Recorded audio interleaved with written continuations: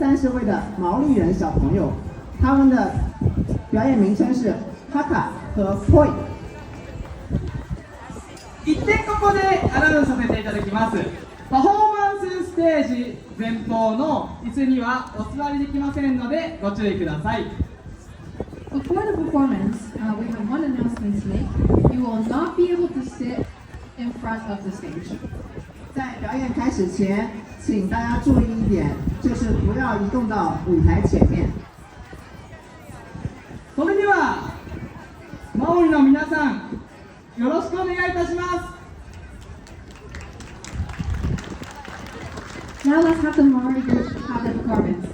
请欣赏毛利小朋友们带来的表演。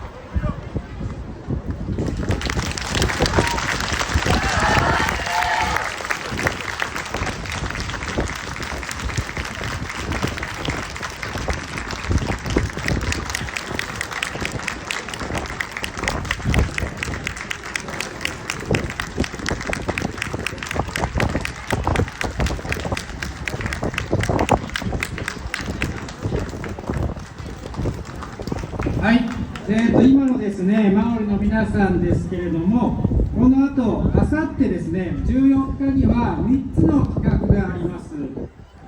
詳しくはですね、新聞で見ていただきたいと思いますけれども、3つの企画があります。So there will be 3 events prepared for the day after tomorrow. And please check out the newspaper for details. But there will be 3 events happening on the 14th. それから一番注目してほしいのは、15日なんですけれども、コーチの帰戦後に今の一曲一曲を説明するようなイベントがあります。